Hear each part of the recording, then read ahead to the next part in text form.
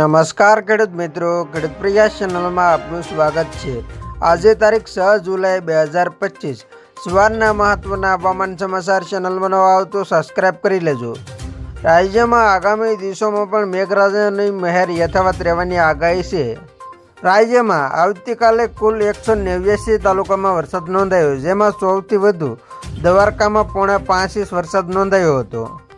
આજે ગીર સોમનાથ, રાજકોટ, બોટાદ, આણંદ, ભરૂચ, સુરત, તાપી અને ડાંગમાં યલો એલર્ટ અપાયું છે, જ્યારે અમરેલી, ભાવનગર, નવસારી અને વલસાડમાં ઓરેન્જ એલર્ટ અપાયું છે।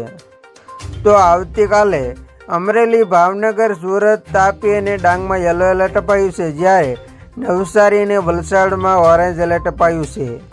તો 8 તારીખે છોટાઉદેપુર, નર્મદા, તાપી અને ડાંગ, નવસારી અને વલસાડમાં ભારે વરસાદનું યલો એલર્ટ આપવામાં આવ્યું છે। તો 9 જુલાઈના રોજ દાહોદ, છોટાઉદેપુર, નર્મદા, તાપી, નવસારી, ડાંગ અને વલસાડમાં યલો એલર્ટ જાહેર કરવામાં આવ્યું છે।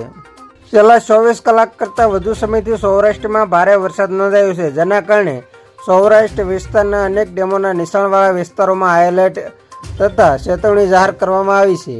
સાયક્લોનિક સર્ક્યુલેશન ગુજરાત પરથી પસાર થઈ રહ્યું છે। ઉત્તર તથા દક્ષિણ ગુજરાતમાં ભારે વરસાદની હલચલ જોવા મળી રહી છે। ગુજરાતની જીવાદોરી સમાન સરદાર સરોવર ડેમમાં પાણીની ભારે આવક જોવા મળી રહી છે।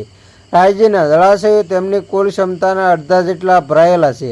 જો કે કચ્છ અને ઉત્તર ગુજરાતમાં રાજ્યથી સરેરાશ કરતાં ઓછો વરસાદ પડ્યો છે।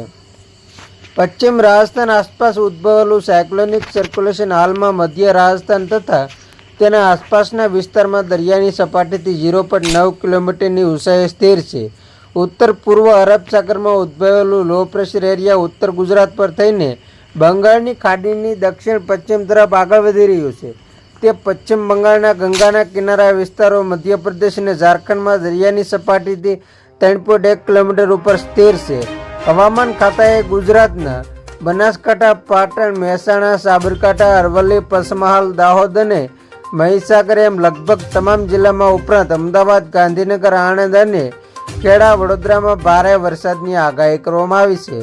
તો દક્ષિણ ગુજરાતના મોટાભાગના જિલ્લામાં સુરત, ડાંગ, તાપી, ભરૂચ, વલસાડ અને નવસારી તથા સૌરાષ્ટ્ર કચ્છમાં સુરેન્દ્રનગર, રાજકોટ, જામનગર, પોરબંદર, જૂનાગઢ, અમરેલી, ભાવનગર, મોરબી, દેવભૂમિ દ્વારકા, ગીર સોમનાથ અને બોટાદના મોટાભાગના સ્થળોએ ગાજવી સાથે હળવાથી મધ્યમ વરસાદ પડશે તેવી આગાહી કરી છે।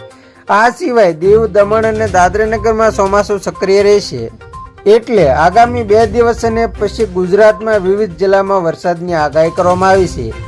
તો ખેડૂત મિત્રો, આ હતા સવારના મહત્વના હવામાન સમાચાર। ફરી વખત મળશું નવી અપડેટ સાથે, ત્યાં સુધી જોતા રહેજો ખેડૂત પ્રયાસ યુટ્યુબ ચેનલ।